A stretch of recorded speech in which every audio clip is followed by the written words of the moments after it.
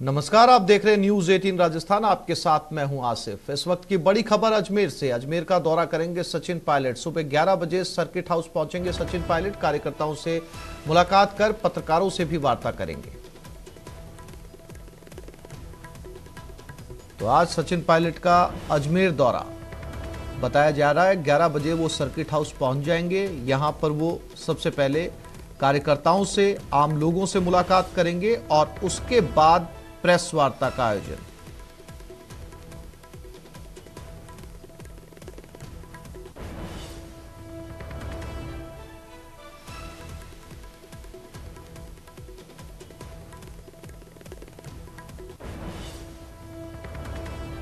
तो सचिन पायलट इससे पहले टोंक में भी पहुंचे थे प्रियंका गांधी के साथ, और अब अजमेर दौरा। यहां पर जमीनी हकीकत का जायजा भी लेंगे और सर्किट हाउस में कार्यकर्ताओं के साथ मुलाकात करेंगे, उनको सुनेंगे और उसके बाद प्रेस से रूबरू होंगे।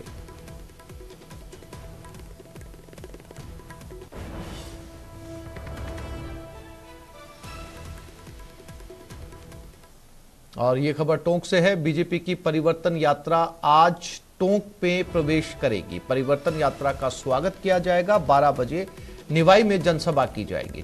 शाम 4 बजे टोंक शहर के रामलीला मैदान में जनसभा होगी। पीयूष गोयल, सुखबीर सिंह जौनापुरिया इस सभा में शामिल होंगे।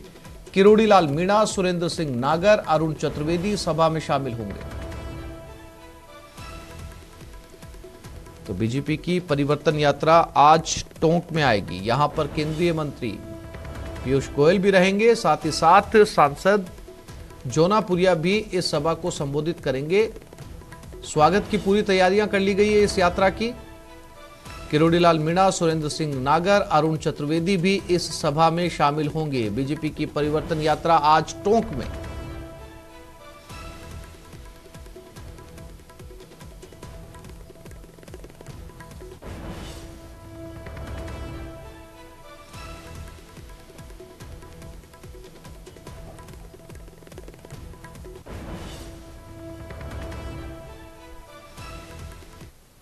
और ये बड़ी खबर कोटा से। सीएम अशोक गहलोत के कोटा दौरे में बदलाव किया गया है। सीएम का आज का कोटा दौरा कार्यक्रम रद्द कर दिया गया है। सीएम आज कोटा में चंबल रिवर फ्रंट का लोकार्पण करने वाले थे।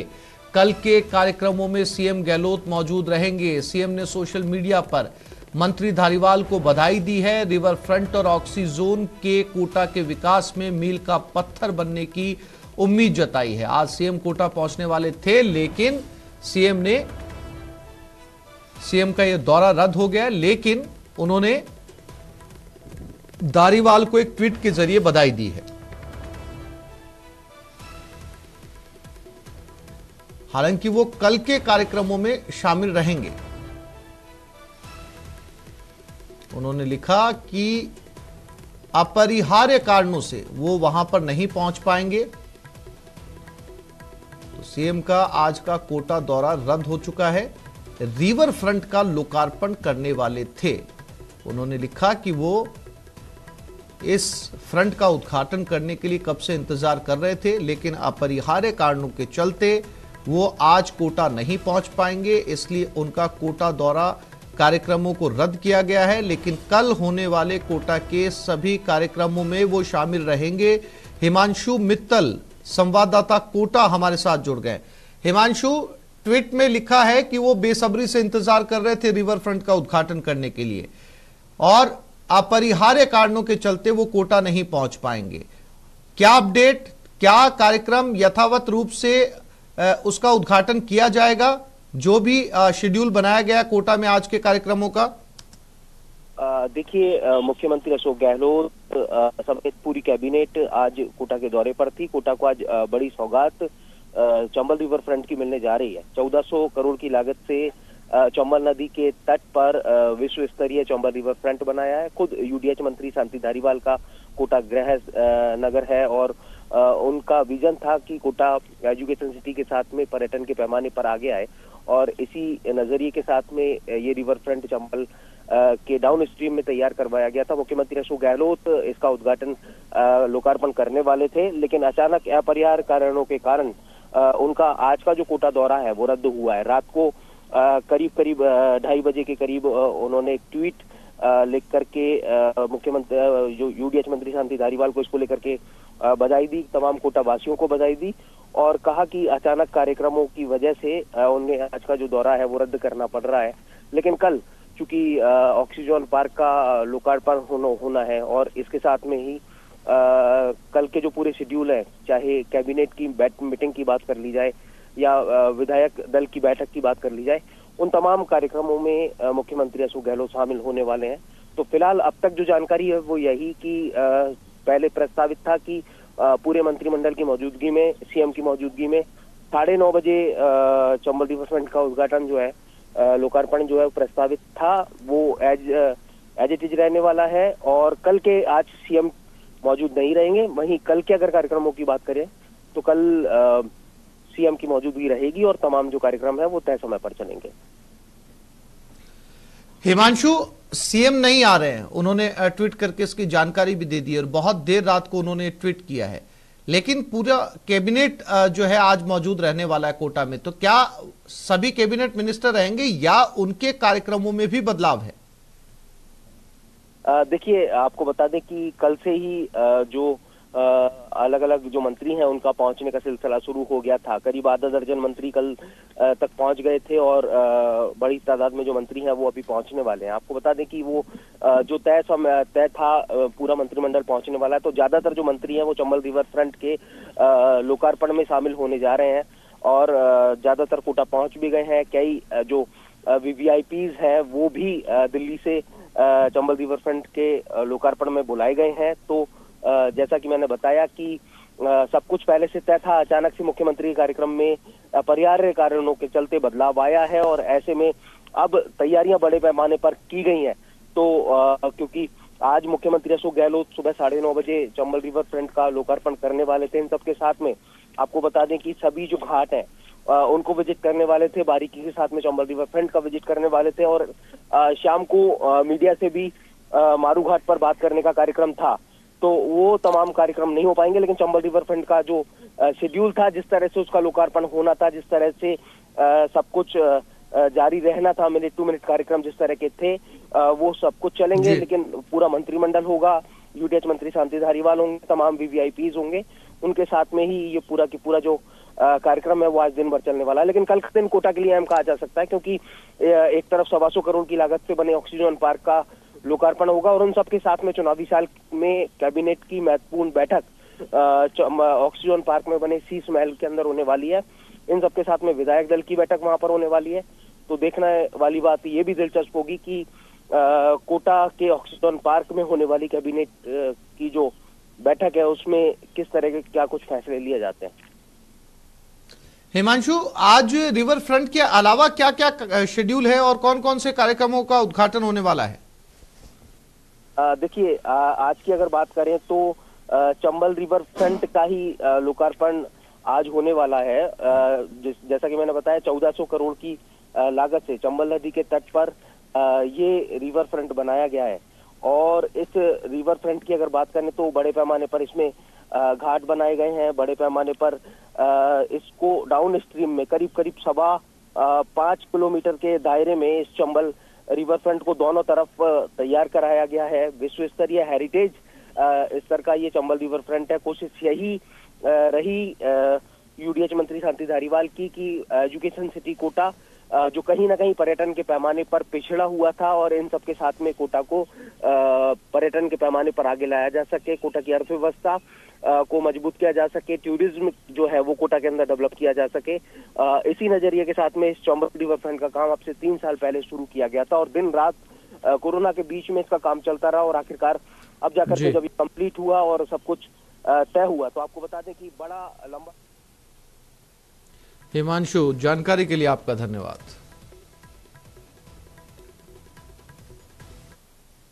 और उपराष्ट्रपति जगदीप धनखड़ आज भरतपुर संभाग के दौरे पर रहेंगे। भरतपुर, धौलपुर और करौली का दौरा करेंगे जगदीप धनखड़। कई कार्यक्रमों में उपराष्ट्रपति जगदीप धनखड़ शिरकत करेंगे।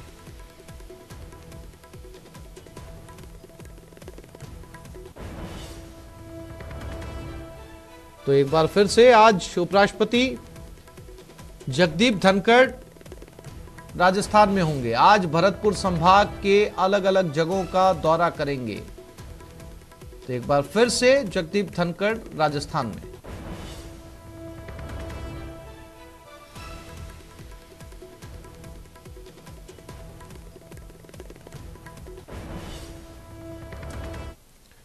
राजस्थान विधानसभा चुनाव से पहले नेताओं के दल बदलने का सिलसिला शुरू हो गया है। नागौर से पूर्व सांसद और दिग्गज नेता रहे नाथुराम मिर्धा की पोती ज्योति मिर्धा बीजेपी में शामिल हो गई है।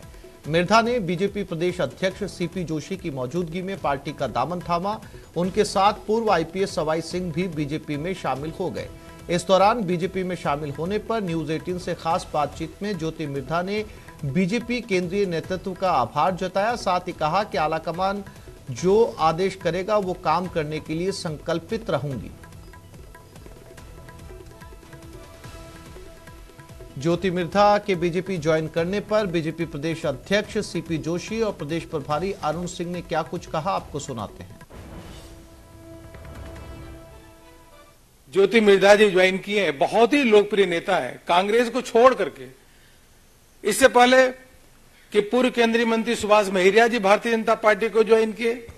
कांग्रेस के पूर्व मुख्यमंत्री पहाड़िया जी उनके सुपुत्र भारतीय जनता पार्टी को ज्वाइन किए। ऐसे अभी तक 40 लोग भारतीय जनता पार्टी को ज्वाइन किए। कांग्रेस में न तो नेतृत्व है, न नेता है, न नीति है। उन सबको छोड़ते हुए जहां एक मजबूत नेतृत्व नरेंद्र मोदी जी के नेतृत्व में देश आगे बढ़ रहा है, यहाँ की अच्छी नीतियां भी हैं, तो ये सारी माननीय प्रधानमंत्री जी के माननीय राष्ट्रीय अध्यक्ष जी के कुशल नेतृत्व को देखते हुए आज ज्योति मिर्धा जी ने, सवाई सिंह जी ने, दोनों ने भारतीय जनता पार्टी की सदस्यता ग्रहण की। ज्योति मिर्धा के बीजेपी ज्वाइन करने पर कांग्रेस नेताओं ने बीजेपी पर जमकर निशाना साधा। मंत्री खाचरियावास ने कहा कि उनके बीजेपी ज्वाइन करने से कांग्रेस को कोई फर्क नहीं पड़ता। इसके साथ डोटासरा ने कहा कि वो पार्टी में कभी सक्रिय थी ही नहीं।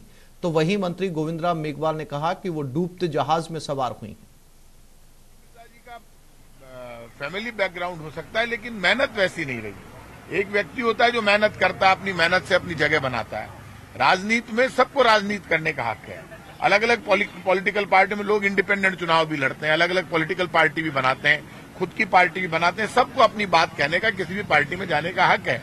लेकिन राजस्थान जानता है कि वो लोग जिनकी जमीन पर पहचान है, जनता में पहचान है, जिनको यूथ पसंद करे या राजस्थान पसंद करे, या लोग जो लड़ते हो, आंदोलन करते हो, जिन्होंने सड़कों पे अपना खून पसीना बहाया हो, ऐसे लोग कोई पार्टी छोड़कर जाए जिनका नाम हो, तब तो कोई मतलब भी है।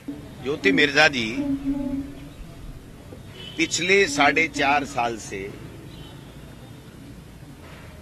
कांग्रेस के किसी कार्यक्रम में नहीं देखी जा रही थी।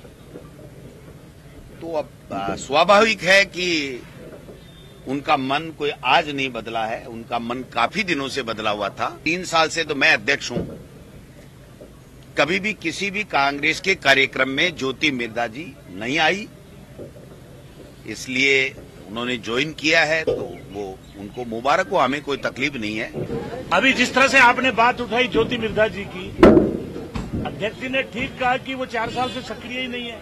लेकिन मैं एक बात कहना चाहूंगा कि ज्योति मिर्धा जी, आप डूबते हुए जहाज में सवार हो गए हो। ये भारतीय जनता पार्टी जो पूरे देश में केरोसिन छिड़क रही है, जाति और धर्म के लोगों को लड़ाने का काम कर रही है, और ये जो अधिकारी गए हैं, जो रिटायर अधिकारी, उनके बारे में भी मैं कहना चाहूंगा कि एक तो वो ईडी और इनकम टैक्स का डर है, दूसरा वो गैर राजनीतिक लोग हैं। सचिन पायलट दौसा के दौरे पर बांदीकुई पहुंचे। यहां उन्होंने किसान सम्मेलन को संबोधित किया। इस दौरान उन्होंने किसानों को लेकर कई बड़ी बातें कही। मैं देखता था पायलट साहब के हर भाषण में बोलते थे कि कृषि को उद्योग का दर्जा मिलना चाहिए, किसान का क्रेडिट कार्ड होना चाहिए। 20 साल बाद अब जाके सरकारों ने उस काम को किया कि किसान क्रेडिट कार्ड मिलना शुरू हो गए। आज जरूरत इस बात की है कि किसानों के बच्चे इन कॉलेजों में पढ़ें और पढ़ लिख कर उन पदों पर बैठ जाएं जहां से नीति बनती है, जहां से कार्यक्रम बनते हैं, जहां से बजट साइन होता है। अगर उन कुर्सियों पर गरीब और किसान के बच्चे बैठेंगे, उस अधिकारी को, उस नेता को बताने की जरूरत नहीं पड़ेगी कि किसानी में कितनी लागत लगती है, खाद बीज पानी कहां से आता है, फसल का बीमा कहां से होता है, गाय भैंस बकरी कहां से आती है। और ये बड़ी खबर भरतपुर से, हनुमान बेनीवाल का ज्योति मिर्धा पर हमला। ज्योति मिर्धा के बीजेपी में शामिल होने पर साधा निशाना। बीजेपी पर 10 वोट का भी असर नहीं पड़ेगा। ये लोग नागौर को बर्बाद करने वाले लोग हैं। ससुराल पक्ष को गिरफ्तारी से बचाने के लिए बीजेपी का दामन थामा है। ये लोग पिछले 20 साल से हमसे हार रहे हैं, ये कहना है हनुमान बेनीवाल का। कांग्रेस कितने साल सत्ता में रही, कांग्रेस कितने साल सत्ता में रही, लेकिन कांग्रेस का संगठन नहीं है वहाँ पे, फिर भी राज करने की बात करी। आरएलपी का संगठन है और 14 तारीख 15 की रैली हो जाए, उसके 2 दिन बाद हम प्रदेश की नई टीम घोषित कर देंगे। ऐसा नहीं लगता 1 महीने लेट हो गए, शासन चुनाव का सरकार घोषणा भी करती है तो लेट क्या हो, चुनाव तो पहले भी नवंबर दिसंबर में कई बार हुए हैं, करवा देगी। सरकार के लिए क्या करे, सरकार चाहे जब चुनाव करा सकती है। तो इन चुनाव से क्या असर पड़ता है, ये पाठ्यक्रम की बात करें कि भाई हम सेमेस्टर सिस्टम लागू हो रहा है, तो दिल्ली यूनिवर्सिटी में चुनाव हो रहा है ना 22 तारीख को। जब दिल्ली में हो रहा है तो राजस्थान में क्यों नहीं हो रहा है, और यहाँ चुनाव कांग्रेस से बंद कराए तो बीजेपी क्यों नहीं बोल रही है, हम ये जवाब चाहते हैं। बताएं आप 200 में कितनी सीटों पर 200 पे लड़ेंगे, और गठबंधन अगर होता है तो उसमें सीटें छोड़ देंगे, जिनका जहाँ प्रभाव है उनके लिए सीटें छूट जाएगी। जहां बीजेपी राजस्थान में सरकार बनाने के लिए जोर आजमाइश कर रही है, वहीं कांग्रेस ने एआरसीपी वाला दांव चलकर अपनी रणनीति साफ कर दी है। क्या है कांग्रेस की रणनीति, देखिए इस रिपोर्ट में।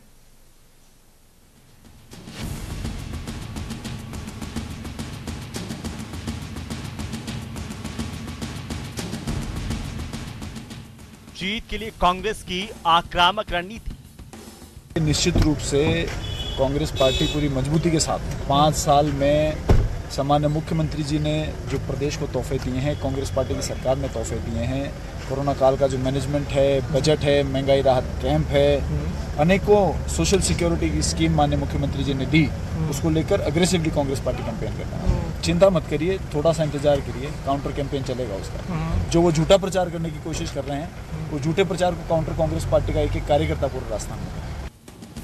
कैंपेन कमेटी की बैठक में बड़े फैसले।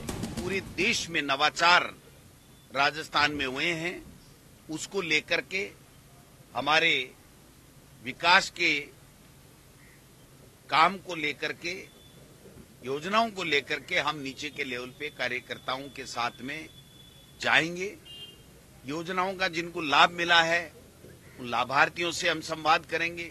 हमारे कांग्रेस के कार्यकर्ताओं से बैठक करके प्रत्येक विधानसभा वार हम लोग इन योजनाओं का लाभ कैसे मिले ये सुनिश्चित करने का कार्य भी करेंगे और संगठन को भी गति देने का काम करेंगे। कांग्रेस का चुनाव में ईआरसीपी वाला दांव। वसुंधरा जी की बनाई हुई ईआरसीपी प्रोजेक्ट और यहीं का जल संसाधन मंत्री और उसके बाद में भी ईआरसीपी नहीं लाए कि इनकी यात्राएं, जो परिवर्तन यात्राएं फेल हो रही हैं, बड़ा नेता आता है और मूड ऑफ हो जाने के बाद में वो चला जाता है और पीछे से जो चुनिंदा लोग आ रहे हैं वो भी उस यात्रा में शामिल नहीं होते हैं। इसको लेकर के इनको दिल्ली तलब किया गया है, जैसा सुनने में आया है। मैं समझता हूं 25 लाख का इलाज फ्री, 10 लाख रुपए तक का दुर्घटना बीमा, ये ऐसे अनेकों काम हैं जो घर घर में उनका लाभ मिला है, चर्चाएं हैं, लोगों में उत्साह है और तमाम लोग राजस्थान में फिर से कांग्रेस की सरकार बनाने का मूड बना चुके हैं। कांग्रेस ने सरकार रिपीट करने के लिए अपना सबसे आक्रामक और कारगर हथियार पर अमल करने का फैसला किया है और कांग्रेस का ये कारगर हथियार है पूर्वी राजस्थान की राजनीति को काफी हद तक प्रभावित करने वाली ईआरसीपी योजना को चुनावी मुद्दा बनाने का फैसला। ईआरसीपी पर बीजेपी को घेरने के लिए इसी महीने कांग्रेस 5 दिन की यात्रा निकालेगी जो पूर्वी राजस्थान के सभी 13 जिलों से गुजरेगी। पीसीसी चीफ गोविंद सिंह डोटासरा ने कहा कि नहर हमारा हक है, इसे लेकर रहेंगे। हमारी सरकार ने जो नहर के लिए पैसा दिया है उनका शिलान्यास कार्यक्रम भी हम लोग करेंगे और इनको एक्सपोज करेंगे कि राज तुम्हारा वसुंधरा जी की बनाई हुई ईआरसीपी प्रोजेक्ट और यहीं का जल संसाधन मंत्री और उसके बाद में भी ईआरसीपी नहीं लाए कि इनकी यात्राएं, जो परिवर्तन यात्राएं फेल हो रही हैं, बड़ा नेता आता है और मूड ऑफ हो जाने की तो इस बुलेटिन में फिलहाल इतना ही। नमस्कार।